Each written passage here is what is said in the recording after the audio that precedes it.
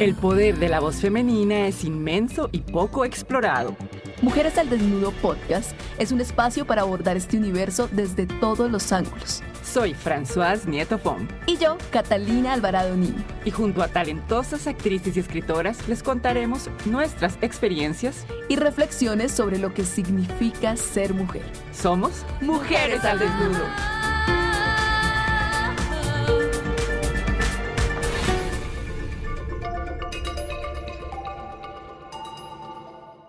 Hola, Cata. Hola, mi Fran, bienvenida y bienvenidos todos los que escuchan al segundo episodio y a la segunda parte de nuestra historia con Estela Dupuy. Así es, porque en la primera historia nos quedamos con muchas preguntas que hoy, en este momento en el que ustedes le dan play a este episodio, pues van a descubrir qué fue lo que pasó con Estela. Exactamente, la segunda parte de Ojos Bien Abiertos.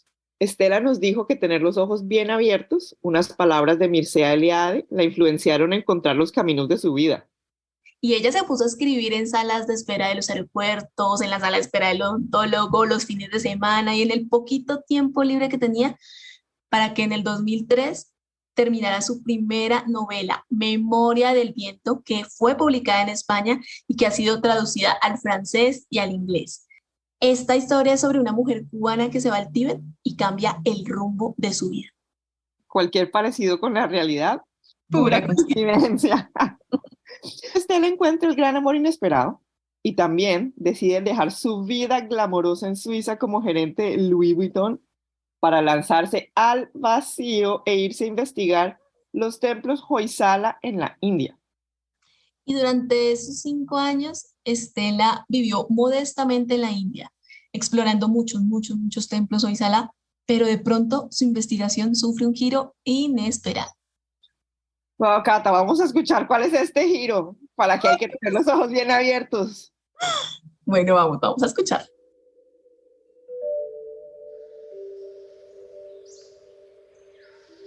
Orissa es un estado maravilloso, es un estado que venera toda la energía femenina. Yo ya había ido varias veces a Orissa. Y en un momento el chofer, que era muy querido, entonces le digo yo, pero no hay así como más templos de diosas, yo pensando en Cali, en algo así. Y entonces me dice, ay, sí, hay uno que es solo de diosas. Y digo yo, vamos. Y me lleva y llego a este templo y digo yo, ¿y quiénes son todas estas? Entonces me dice, son yoginis, pero la fuerza fue tan grande que yo quedé ahí como me senté en el piso y me fui.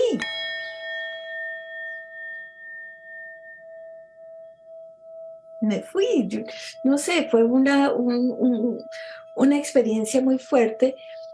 Y entonces cuando ya abrí los ojos, y en ese momento pasó algo maravilloso.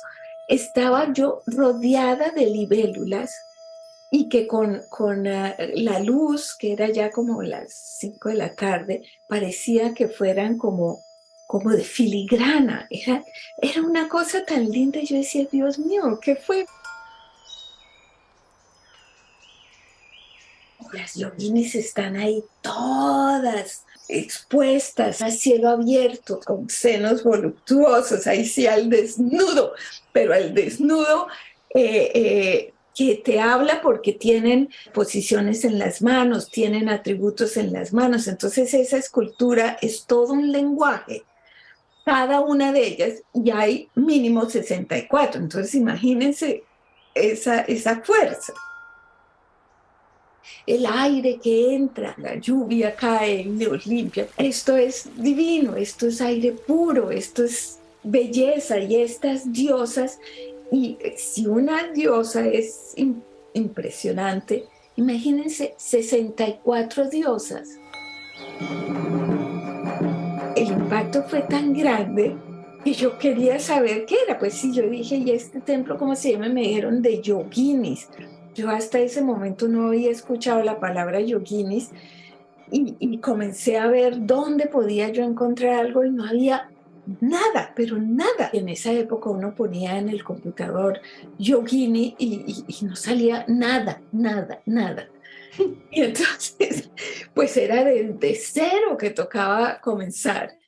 Y pues comencé yendo a las universidades. Cuando descubrí que había más templos que ese que había, yo quería ir a todos, porque hay un libro de una señora que se llama Vidya de Gea. Lo encontré por fin en el Museo de Nueva Delhi, más otro que encontré en Francia, que del Museo Guimet, que era Marie-Thérèse de Malman, que hablaba de otros templos. Esta señora lo había hecho en 1986, publicó esta otra, y la otra como en el 78, una cosa así. Había algo escrito, había, pero no era fácil acceso ni yo lo había encontrado fácilmente. Eso fue en el 2005. Así descubrí dónde quedaban los templos y comencé con una ruta con un señor que era un taxista y lo contraté para que me llevara a todos esos templos.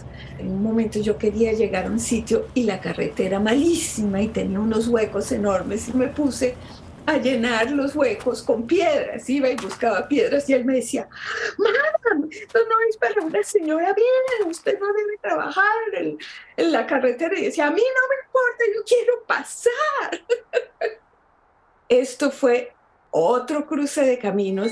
Me olvidé de los templos Hoysala y me dediqué durante más de 10 años que vivía allá a investigar la mística, los datos históricos, las leyendas de las yoginis. En American Institute for Indian Studies encontré un artículo que decía que había un señor, había encontrado un libro que trataba de las yoginis y que estaba en Katmandú, que lo había encontrado en la biblioteca del rey. ¡Ah! Y efectivamente me fui a Katmandú con el nombre que el señor había puesto ahí en el artículo. Este manuscrito, el Kola Gyana Nirnaya, se escribió tal vez hacia el siglo XI o algo así. Y entonces llego allá y no la encontraban y de repente yo no sé qué pasó, pero alguien habló a través de mí. Yo dije, ay, puede estar mal catalogado y está entre los textos budistas. Y efectivamente ahí estaba. Entonces todos, uy, no, pero es que usted tiene mucha suerte. Me dijeron, es que han habido muchos scholars que han venido a buscar este manuscrito y no lo encontrábamos y no sé qué, y usted es muy, muy afortunada. Y les tomé fotos. Les tomé esas fotos, quedé feliz, radiante, pero después dije, bueno, ¿y yo qué voy a hacer con eso si yo no entiendo nada de lo que dice ahí?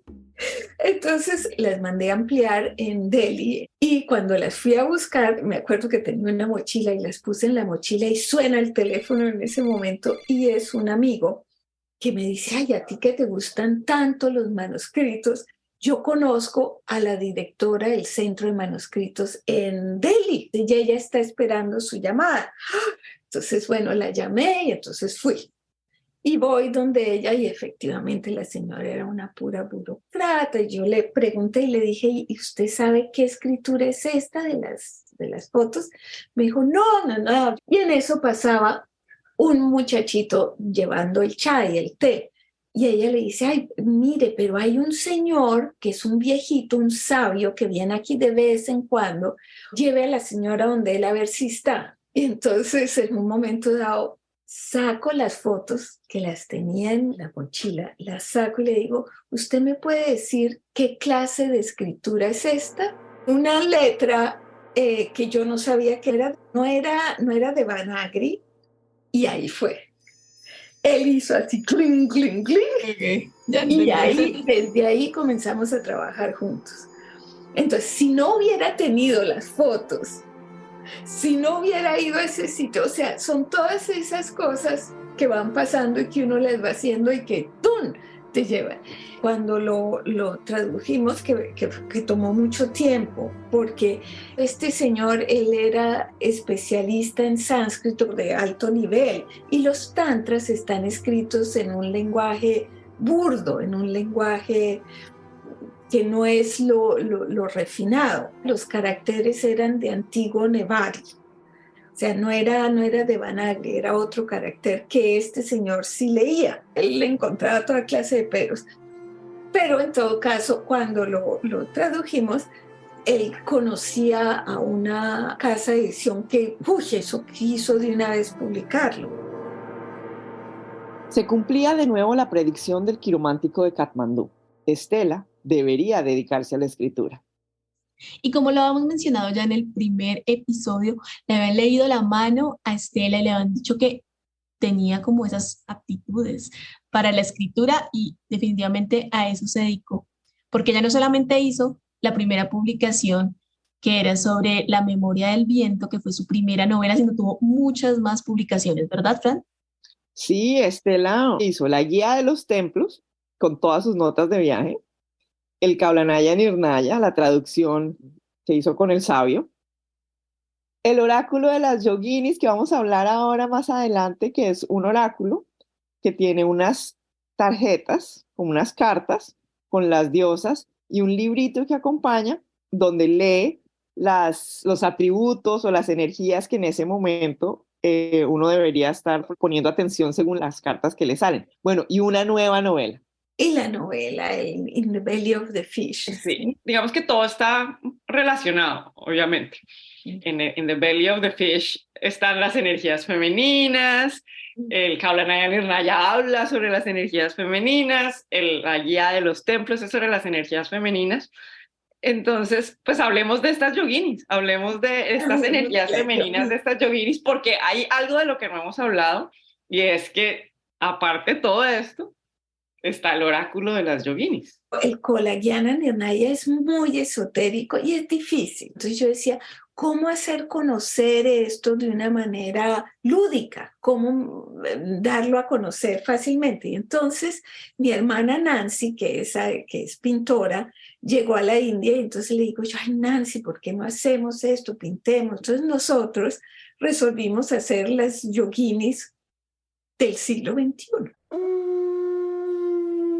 En la India los dioses son bien masculinos y los dioses que vienen de la antigüedad son masculinos. Entonces, pero en las zonas tribales, allí hay más contacto con la naturaleza y es ahí donde se desarrolló el Tantra, porque estas yoginis tienen que ver con el Tantra. Y el Tantra, expliquémosle a la audiencia que no sabe qué es el Tantra rápidamente, ¿qué es el Tantra? Bueno, el Tantra no es sexo.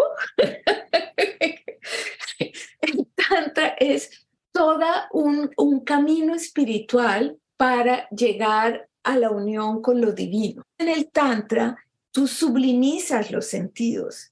Y, por ejemplo, las campanitas, hay campanas que son para estimular y llegar a trascender. Que el Tantra influenció todas las corrientes espirituales de la India hacia el siglo 8, 9, 10. Fue muy importante e influenció a todo el mundo. Entonces hay cosas que están ahí, pero que vienen es del Tantra, como el incienso, los olores, entonces los sonidos, las cosas que vemos, los sabores, deleitarse, todo eso no se niega, sino es a través de los sentidos que vas a llegar a conocer la divinidad, porque lo más refinado en la creación es lo divino,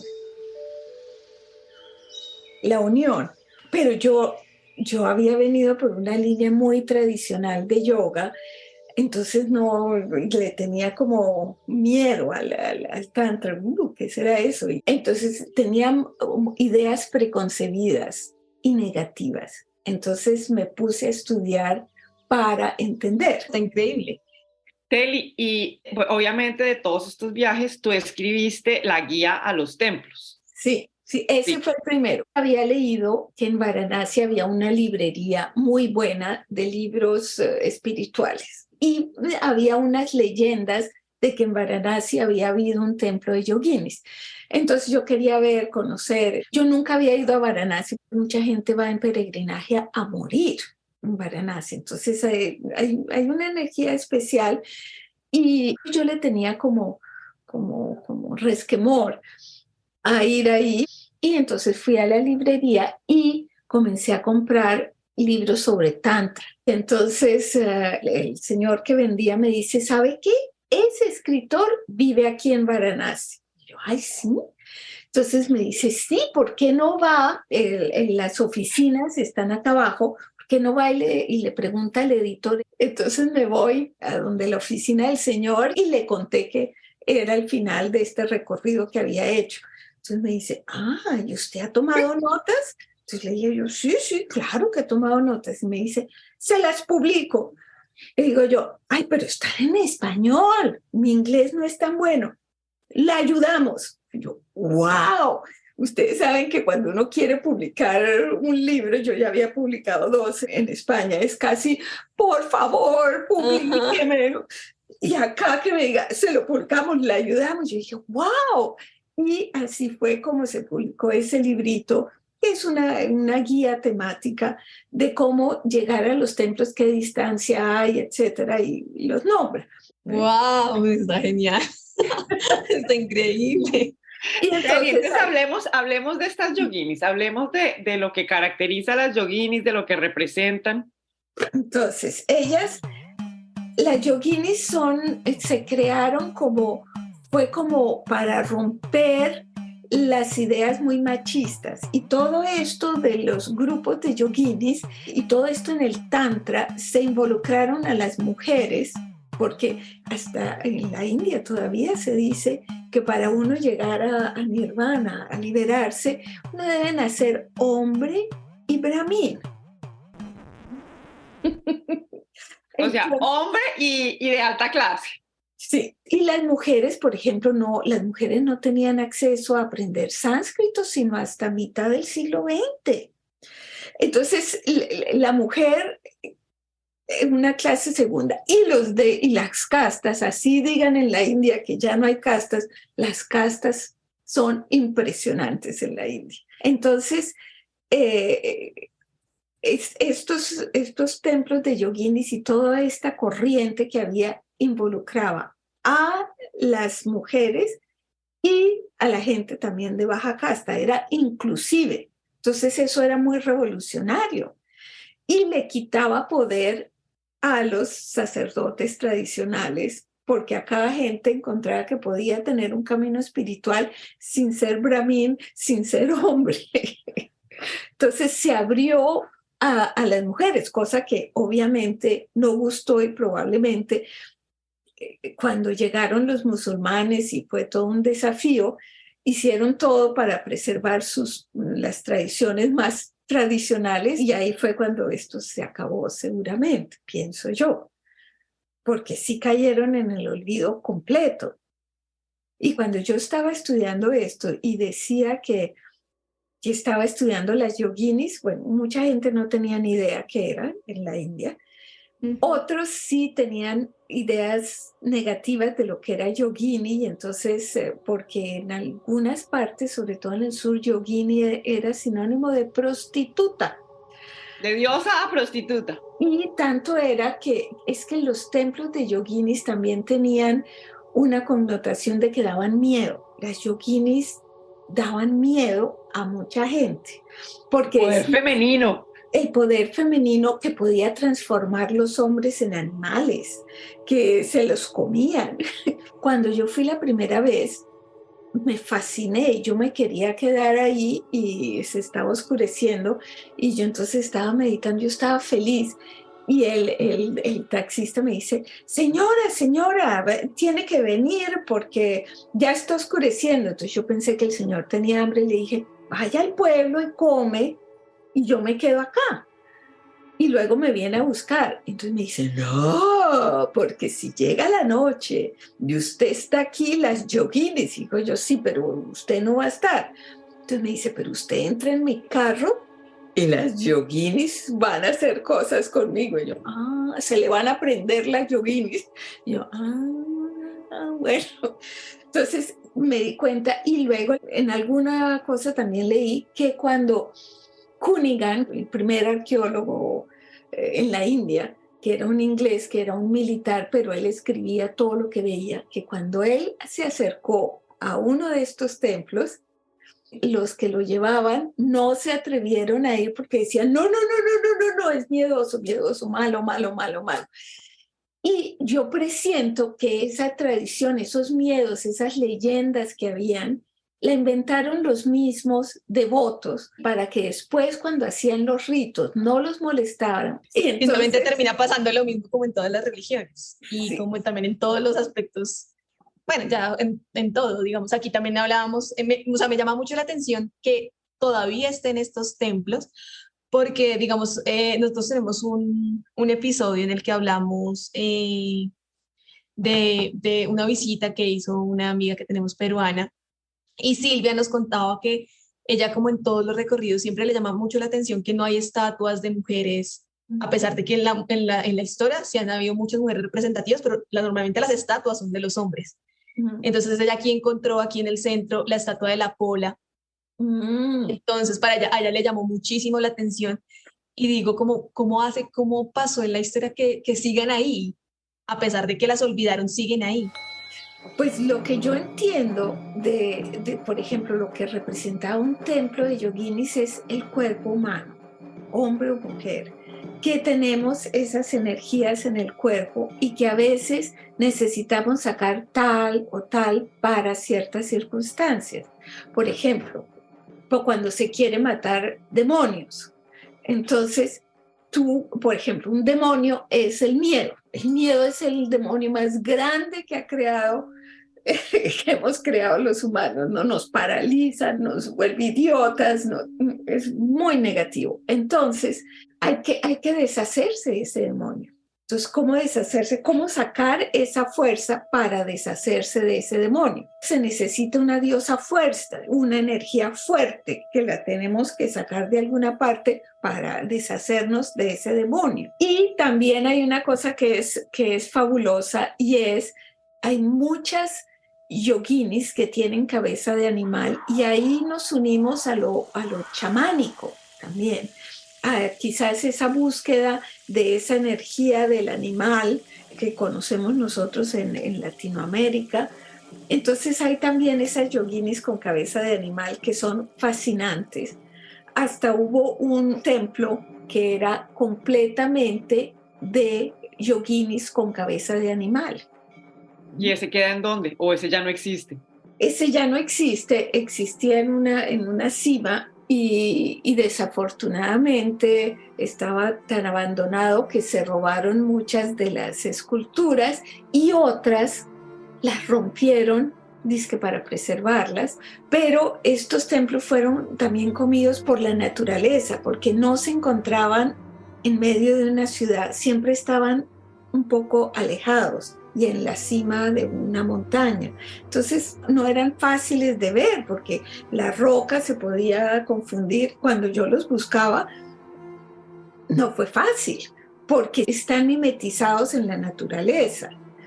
Entonces yo me imagino, y lejos, de difícil acceso. Ahora ya han abierto carreteras y cosas. Teli, ¿y eso fue hace cuánto tiempo?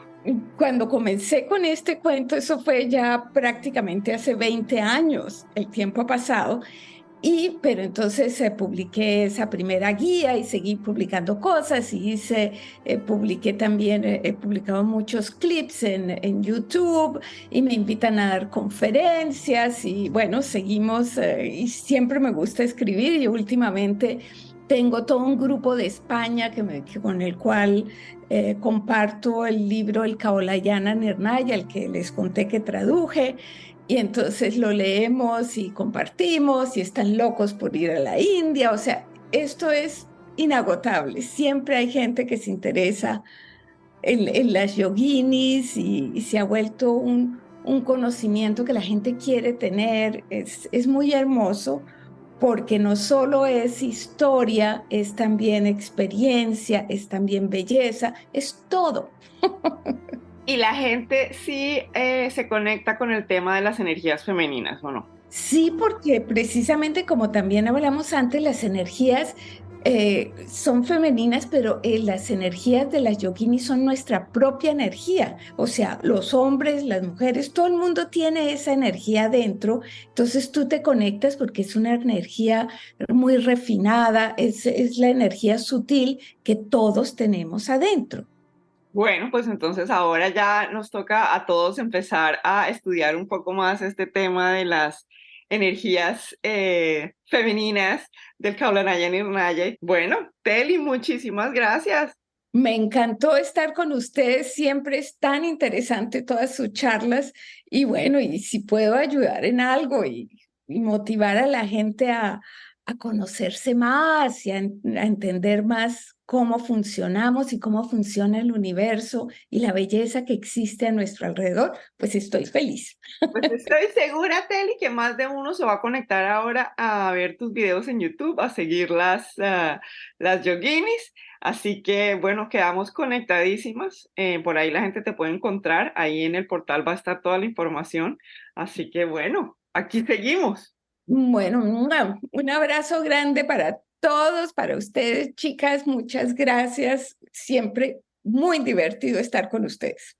No, a ti, Teli, muchísimas gracias por la generosidad y darnos toda esta información tan valiosa que nos tiene aquí como súper felices y enriquece mucho este espacio. Y ustedes se preguntarán, ¿dónde pueden escuchar a Estela? ¿Dónde pueden ver más información, escuchar más información y ampliar un poco todo esto que hablamos en el podcast?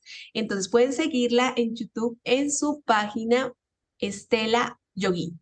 Ahí van a encontrar muchos videos y les va a encantar si están interesados en este tema. Estela con 2S. Perdón, Estela con 2Ls. Estela con 2L. Gracias, Teli. Besitos. Que las diosas nos acompañen. Exacto, bendiciones de todas las diosas. Este fue un episodio más de la tercera temporada de Mujeres al Desnudo.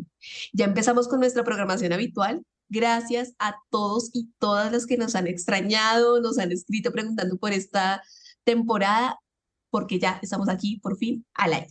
Como siempre, de verdad, con temas diversos, historias de mujeres curiosas, bueno, a veces intrépidas como Estela, y sobre todo mujeres valientes, que están dispuestas a desnudar su alma, sus emociones, sus miedos, y a celebrar con nosotras sus logros en este espacio. Así que si les gustó este episodio, síganos en las redes sociales, pero lo más importante, denos like, compartan este episodio en su plataforma de podcast favorita.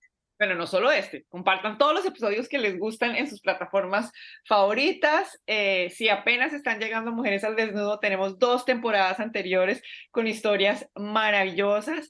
Y por favor, escríbanos con sus comentarios. Así es, los comentarios son súper importantes para seguir con este gran espacio. Y bueno, en esta temporada también próximamente volverá Silvia Arispe de Perú y todas nuestras nuevas invitadas. Quédense atentas que el próximo episodio es muy interesante, sobre todo para todas aquellas personas que en algún momento han sufrido un ataque de ansiedad. Este episodio fue una conversación con Estela Dupuis grabada por Catalina Alvarado Niño y Françoise Nieto Fon.